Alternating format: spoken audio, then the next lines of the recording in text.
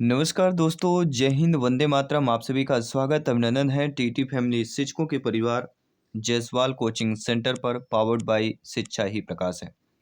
दोस्तों, आज की हम लाइव क्लास में बात करने वाले हैं आपके पेडागोजी की पार्ट रहेगा और पेडागोजी का आपका 14 नंबर पार्ट रहने वाला है।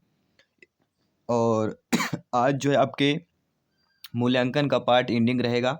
आज जो है मूल्यांकन का चैप्टर हम कंप्लीट कर लेंगे और इसके पहले पार्ट जो कंप्लीट कर चुके हैं, तो इस लाइव क्लास के बाद जो है आपको यहाँ पे लिंक दे दिया गई है। तो लाइव क्लास के बाद जो है यहाँ पर लिंक मिल जाएगी। जो सभी क्लासेज फ्री ऑफ कॉस्ट है, सभी पार्ट फ्री ऑफ कॉस्ट है, प्लेलिस्ट ऑलरेडी बना दिया गया है। और इसमें दोस्तों हम 20+ जो है क्वेश्चंस करने वाले हैं, क्योंकि आज हम कंप्लीट करने वाले हैं आपके रिवैल्यूएशन का चैप्टर, मूल्यांकन का चैप्टर, जो कि बहुत ही इंपॉर्टेंट है। तो चलिए सभी लोग तैयार हो जाइए। क्या आप सभी लोग तैयार हैं? एक बार कमेंट बॉक्स में यस कर दीजिएगा, हाँ कर दीजिएगा, इमोज यहाँ पे आपको कर दीजिएगा। चलिए सभी लोग तैयार हो जाइए। पहला प्रश्न आज का क्लास का देख लेते हैं। पेडागोजी पार्ट नंबर 14 बाय जायसवाल सर। दोस्तों, प्रश्न पूछा जा रहा है, मापन नियमानुसार वस्तुओं का या घटनाओं को संख्या प्रदान करना है, यह विचार किसका है? गुड का है, जॉन डीवी का है, नन का है, या कर्लिंगर का विचार हो जाता है? सभी कमेंट कीजिएगा। जी हाँ दोस्तों, मापन नियमानुसार वस्तु या घटनाओं को संख्या प्रदान करना है, यह विचार किसका हो जाता है? यह पिछले पार्ट का हमारा मॉक क्वेश्चन था, जो बहुत बहुत यहाँ पे शिक्षक बंधुओं ने कमेंट किया था। बहुत बहुत धन्यवाद सभी का। तो ये आपके कार्लिंगर का कथन हो जाता है कि मापन नियमानुसार वस्तुओं या घटनाओं को संख्या प्रदान करना है, यह विचार किसका है? कार्लिंगर का विचार है। यहाँ पे डी ऑप्शन सही हो जाएगा। आप लोगों को बैकग्राउंड कैसा दिख रहा है? आज का बैकग्राउंड थोड़ा हमने चेंज किया है, ब्लैक बैकग्राउंड आपका बैकग्राउंड किया गया है। ये जरूर फीडबैक बताइएगा, ये आपका जो आपके बैकग्राउंड ब्लैक किया गया है, ये आपको कैसा लग रहा है? सभी बताइएगा। अगला प्रश्न है, मूल्यांकन के क्षेत्र से हमारा तात्पर्य उन क्षेत्रों से है जिनमें व्यवहारगत परिवर्तन हो सकता है, यह विचार है। नन का है, गुड का है, कोठारी आयोग का है, या RS वर्मा जी का स्टेटमेंट है, कथन है? मूल्यांकन के क्षेत्र से हमारा तात्पर्य उन क्षेत्रों से है जिसमें व्यवहारगत परिवर्तन हो सकते हैं, यह जो विचार दिया गया था, किसके द्वारा दिया गया था? RS वर्मा जी के द्वारा विचार दिया गया था। अकॉर्डिंग टू क्वेश्चंस यहाँ पे फोर्थ ऑप्शन आप लोगों का सही हो जाएगा। इसके बाद है आपका अगला प्रश्न, कौन सा कथन समूह से मेल नहीं खाता है? मापन और मूल्यांकन समानार्थी नहीं होते, मूल्यांकन एक सतत प्रक्रिया है, अभिप्रेरणा अधिगम के लिए आवश्यक है, मापन का क्षेत्र सीमित होता है। तो हम सभी लोग जानते हैं कौन सा कथन समूह से मेल नहीं खाता है। सभी लोग बताइए। यानी 3 कथन हमारे समूह से मेल खाते हैं। देखिए, मापन का क्षेत्र सीमित होता है, अभिप्रेरणा अधिगम के लिए आवश्यक है। अगर हमें कुछ सीखना है तो उसके लिए मोटिवेशन, अभिप्रेरणा बहुत जरूरी हो जाता है। और सभी लोग जानते हैं मूल्यांकन एक सतत प्रक्रिया होती है। ये तीनों समूह से मेल खा रहे हैं। लेकिन जो पहला आपका ऑप्शन दिया गया है कि मापन और मूल्यांकन समानार्थी नहीं होते, यह गलत है। तो मापन और मूल्यांकन क्या होते हैं? समानार्थी होते हैं।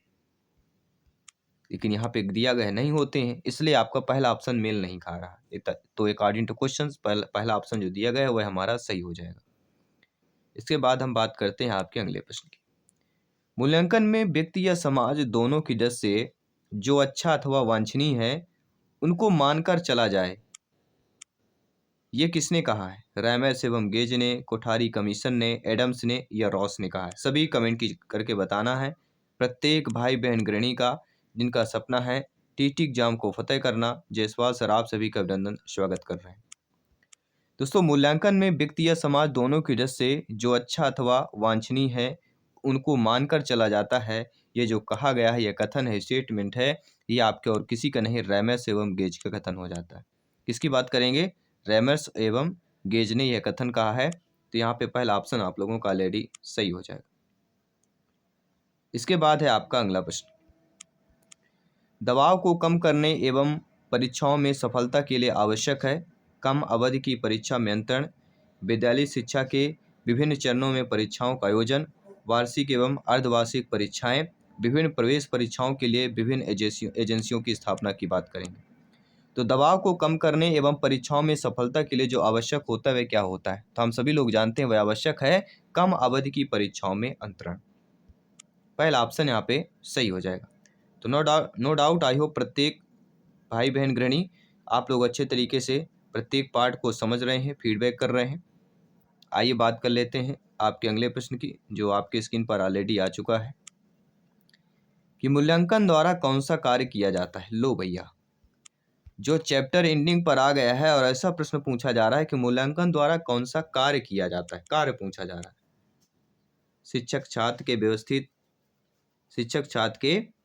व्यक्तित्व के विभिन्न आयामों का पता लगाने, छात्रों के व्यवहार का मूल का पता लगाया जाता है, छात्र की बुद्धि को आंका जाता है, या इनमें से कोई नहीं। हम सभी लोग जानते हैं, आप सभी लोग जानते हैं, आप सभी लोग ज्ञानी सर्व व्याख्याता लोग हैं, भावी अध्यापक अध्यापिकाएं हैं, कि मूल्यांकन द्वारा जो कार्य किया जाता है वह कार्य कौन सा कहलाया जाता है? वह शिक्षक छात्र के व्यक्तित्व के विभिन्न आयामों का पता लगाने, शिक्षक छात्र के व्यक्तित्व के विभिन्न आयामों का पता लगाने की बात करेंगे। ये पता लगाते हैं, शिक्षक जो है छात्र के व्यक्तित्व के विभिन्न आयामों का पता लगाते हैं मूल्यांकन द्वारा। तो मूल्यांकन का कार्य किया जा सकता है पहले ऑप्शन के द्वारा। इसके बाद है आपका अगला प्रश्न। अगला प्रश्न पूछा जा रहा है, एक अच्छे मूल्यांकन में क्या होना चाहिए? वैधता, विश्वसनीयता, वस्तुनिष्ठता, उपरोक्त सभी। ये पिछले बार पूछा गया प्रश्न है। जी हाँ, जो आपके पिछले बार एग्जाम हुआ था टीटी एग्जाम, उसमें आया हुआ प्रश्न है। देखिए, एक अच्छे मूल्यांकन में वैधता भी जरूरी है, विश्वसनीयता भी जरूरी है और वस्तुनिष्ठता भी जरूरी है, अर्थात उपरोक्त सभी जरूरी है। इसलिए डी ऑप्शन यहाँ पे सही हो जाएगा। इसके बाद अगला प्रश्न है कि मापन में कौन सी विशेषता नहीं पाई जाती? तो ये जानना हमें जरूरी है कि मापन में क्या क्या विशेषताएं होती हैं। मापन का कार्य केवल अंक प्रदान करना होता है, मापन का क्षेत्र सीमित होता है, मापन केवल मात्रात्मक होता है, मापन द्वारा भविष्यवाणी हो सकती है। तो कौन सी विशेषता मापन से संबंधित है या नहीं, दोनों चीजें जानना जरूरी है। अगर है वाली जान लेंगे तो नहीं वाली जान लेंगे, अगर नहीं वाली जान रहे तो हाँ वाली तो ऑलरेडी जान लेंगे, लेकिन पहले जरूरी है मापन में कौन सी विशेषता पाई जाती है वाली जानना बहुत जरूरी है। तो मापन का कार्य केवल अंक प्रदान करना होता है, मापन का क्षेत्र सीमित होता है और मापन केवल मात्रात्मक हो सकता है। लेकिन मापन द्वारा भविष्यवाणी हो सकती है, यह आपकी विशेषता नहीं। तो मापन की क्या विशेषता नहीं है कि भविष्यवाणी हो सकती है, इसलिए according two questions D option सही हो जाएगा। इसके बाद अगला प्रश्न है, मनोविश्लेषणात्मक प्रणाली के जन्मदाता हैं आपके फ्रॉयड हैं, एंडरसन हैं, जुंड है या स्टाउट है? सभी कमेंट कीजिएगा। जी हाँ दोस्तों, मनोविश्लेषणात्मक प्रणाली के जो जन्मदाता कहलाते हैं वह कौन कहलाते हैं? तो हम सभी लोग जानते हैं। हम किसकी बात करेंगे? जब भी मनोविश्लेषणात्मक प्रणाली का जिक्र होता है, इनके जन्मदाता का जिक्र होता है, फ्रायड का नाम सर्वोपरि लिया जाता है, अर्थात मनोविश्लेषणात्मक प्रणाली के जन्मदाता आपके फ्रायड हैं। तो यहाँ पे हमारा पहला ऑप्शन सही हो जाएगा। इसके बाद हम बात कर लेते हैं आपके अगले प्रश्न की। अगला प्रश्न क्या दिया गया है? आपके स्क्रीन पर दिया गया है कि मोहन ने गणित विषय की परीक्षा में 70 अंक प्राप्त किए, यह प्रक्रिया है, परीक्षण है, मापन है, मूल्यांकन है या उपलब्धि है? बहुत ही सिंपल सा प्रश्न है, लेकिन लॉजिकल प्रश्न, ध्यान दीजिएगा। इसी प्रकार के प्रश्न पूछे जा रहे हैं। कुछ नाम, कुछ बालक, शिक्षक का नाम जोड़कर एक मॉडरेट क्वेश्चन तैयार किया जाता है और आपके सामने पेश किया जाता है। क्योंकि जो हम ये प्रश्न पढ़ते हैं A to Z यही प्रश्न बहुत कम आते हैं, 10 से 20% ही आते हैं। बाकी 70 से 80% मॉडरेट प्रश्न आते हैं, उसमें कुछ ऐड कर दिया जाता है, नाम ऐड कर दिया जाता है, बालक शिक्षक को ऐड कर दिया जाता है, आपके चारों तरफ आवरण यानी पर्यावरण को ऐड कर दिया जाता है, जो भी आपके वस्तुएं होती हैं। तो मोहन ने गणित विषय की परीक्षा में 70 अंक प्राप्त किए हैं, यह प्रक्रिया जो कहला जाती है, यह प्रक्रिया हमारी मापन की प्रक्रिया होगी। मापन के द्वारा हमें पता चला कि 70 अंक उसने मोहन ने गणित के विषय में 70 अंक प्राप्त किए। कैसे हुआ? मापन किया गया। अगला है, सतत तथा व्यापक मूल्यांकन जोड़ दिया जाता है, सैडलर आयोग, हर्टोग कमेटी, मुदालियर आयोग या नई शिक्षा नीति? तो हम सभी लोग जानते हैं, एक ऐसा ऑप्शन है जो हमने सुन रखा है, हमने पढ़ लिखा है और अपने कानों से सुन रखा है। जी हाँ, नई शिक्षा नीति, न्यू एजुकेशन पॉलिसी। एक आपकी शिक्षा नीति 1986 का ध्यान होगा, जिक्र होगा, और जो आपके 2020 में आई न्यू एजुकेशन पॉलिसी, ये दो चीज़ें बहुत ज़रूरी है जानना, इनके बारे में अवश्य पढ़ लीजिएगा। यहाँ से प्रश्न प्रत्येक टीटी एग्जाम में पूछे जाते हैं। तो सतत तथा व्यापक मूल्यांकन जोर दिया जाता है नई शिक्षा नीति पर, न्यू एजुकेशन पॉलिसी पर दिया जाता है। इसके बाद हम बात करेंगे आपके अगले प्रश्न की। मूल्यांकन का उद्देश्य क्या होता है दोस्तों? बालकों को धीमी गति से सीखने वाले प्रतिभाशाली बालकों के रूप में लेबल करना, जिन बालकों को उपचारात्मक शिक्षा की आवश्यकता है उनकी पहचान करना, अधिगम की कठिनाइयों व समस्या वाले क्षेत्रों का पता लगाना, या उत्पादक जीवन जीने के लिए शिक्षा किस सीमा तक तैयार कर पाई है, यह पृष्ठपोषण प्रदान करना। तो हम सभी लोग जानते हैं मूल्यांकन का उद्देश्य क्या होता है। मूल्यांकन का उद्देश्य होता है दोस्तों, उत्पादक जीवन जीने के लिए शिक्षा का किस सीमा तक तैयार कर पाई है, इसका पृष्ठपोषण प्रदान करना। तो ये ऑप्शन अकॉर्डिंग टू क्वेश्चन सही हो जाएगा। आई होप आप सभी समझ गए होंगे। कोई भी डाउट हो, किसी भी प्रश्न पर डाउट है, आप लोग बेफिक्र कमेंट कर सकते हैं, फीडबैक कर सकते हैं। जयसवाल सर आप सभी का अभिनंदन, स्वागत कर रहे हैं, कमेंट कीजिए। जी हाँ। अगला प्रश्न है, निम्नलिखित में से मूल्यांकन के ज्ञानात्मक पक्ष के अंतर्गत कौन सा तत्व नहीं आता है? अनुप्रयोग, बोध, नियमितीकरण या विश्लेषण। इसके लिए जानना यह जरूरी है कि मूल्यांकन के ज्ञानात्मक पक्ष के अंतर्गत कौन सा तत्व आता है। तो हम सभी लोग जानते हैं अनुप्रयोग आता है, बोध आता है, विश्लेषण आता है, लेकिन मूल्यांकन के ज्ञानात्मक पक्ष के अंतर्गत आपका नियमितीकरण नहीं आता। इसलिए अकॉर्डिंग टू क्वेश्चंस हमारा सी वाला ऑप्शन सही हो जाएगा। इसके बाद हम बात करेंगे आपके अगले प्रश्न। सभी कमेंट कीजिएगा। निम्न में से मूल्यांकन और मापन का सही अंतर माना जाता है। मूल्यांकन का अर्थ मूल और मापन का अर्थ है वस्तु की मात्रा पर। मूल्यांकन के मापन की अपेक्षा कम समय लगता है। ये मूल्यांकन का क्षेत्र सीमित है जबकि मापन का क्षेत्र विस्तृत है, या इनमें से कोई नहीं। दोस्तों इनमें से मूल्यांकन और मापन का जो सही अंतर माना जाता है वह हमारा कौन सा अंतर कहला जाता है? मूल्यांकन का अर्थ मूल और मापन का अर्थ है वस्तु की मात्रा पर। मूल्यांकन और मापन का सही अंतर जो है, मूल्यांकन का अर्थ है और मूल और मापन का अर्थ है वस्तु की मात्रा। इसके बाद आपका अगला प्रश्न, सर्वाधिक प्रभावी मूल्यांकन पद्धति कौन सी है? वार्षिक परीक्षा प्रणाली, सपुस्तक परीक्षा प्रणाली, सेमेस्टर प्रणाली या वस्तुनिष्ठ प्रश्न पत्र प्रणाली। सारी प्रणालियों के बारे में आप जानते हैं, सारी प्रणाली से आप लोग परिचित हैं। सर्वाधिक प्रभावी अगर मूल्यांकन पद्धति देखा जाए कौन सी प्रणाली हो जाती है, तो वह कहला जाती है सेमेस्टर प्रणाली, जो आपने ग्रेजुएशन किया है। सर्वाधिक प्रभावी मूल्यांकन पद्धति होती है सेमेस्टर प्रणाली।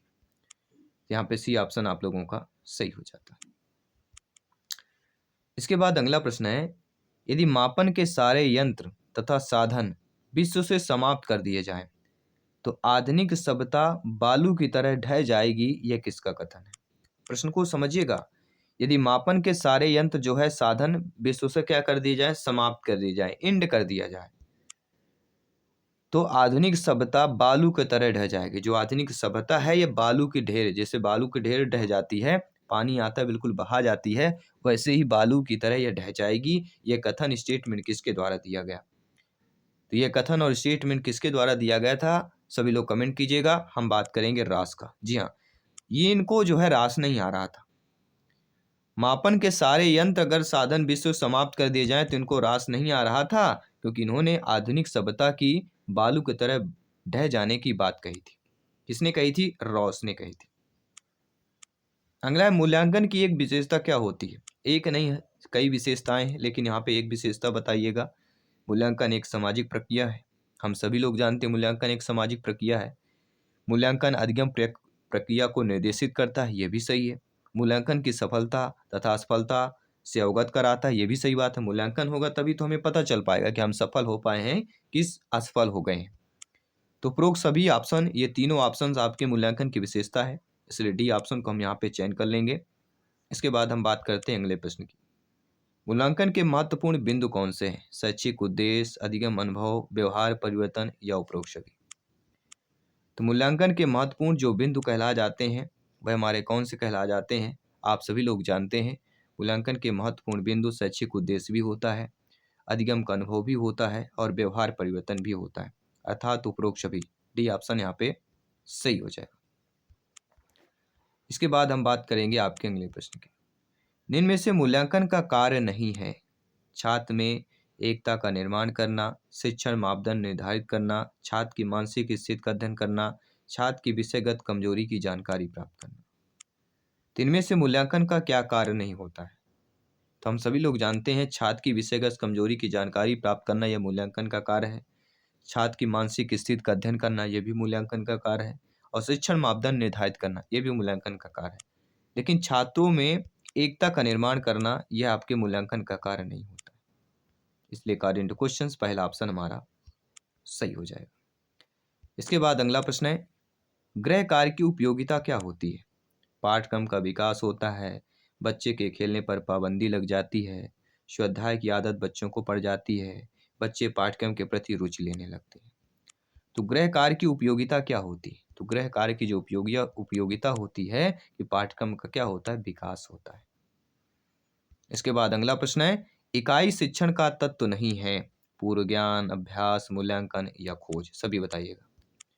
तो इकाई शिक्षण का जो तत्व नहीं होता है, तो इसलिए हम यह जानते हैं इकाई तत्व का खोज पूर्व ज्ञान होता है, अभ्यास होता है, मूल्यांकन होता है, लेकिन इकाई शिक्षण का तत्व आपका खोज नहीं होता है।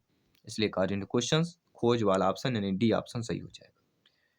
और अगला प्रश्न जो आप सभी के लिए मॉक क्वेश्चन के रूप में है कि इकाई विधि आधारित होती है आपके अवयवीवाद पर, प्रयोजनवाद पर, संप्रदायवाद पर या प्रकृतिवाद पर आधारित होती है। तो इकाई विधि किस पर आधारित होती है आपको कमेंट करके बताना है। ये आप सभी के लिए मॉक क्वेश्चन के रूप में प्रश्न दिया जा रहा है। साथ ही साथ हम यहाँ पे टोटल 22 क्वेश्चंस किए हैं मॉक क्वेश्चन के साथ साथ। तो अपना फीडबैक अवश्य कीजिए। आज का हम मूल्यांकन का चैप्टर कंप्लीट कर रहे हैं। कल की क्लास में हम एक नए चैप्टर के साथ लाइव क्लास के माध्यम से करेंगे। जितने बाद में आए हैं तो ज़रूर चैनल को विजिट कर लीजिए, ये वीडियो पूरा देखिए, पूरे क्वेश्चन अटेंड कीजिए, प्लेलिस्ट देखिए, सारी क्लासेज आपको मिल जाएंगी। मैं आपके साथ जयसवाल सर मिलता हूँ आपकी अगली क्लास पर। सभी मित्रों को जय हिंद, वंदे मातरम, धन्यवाद सभी।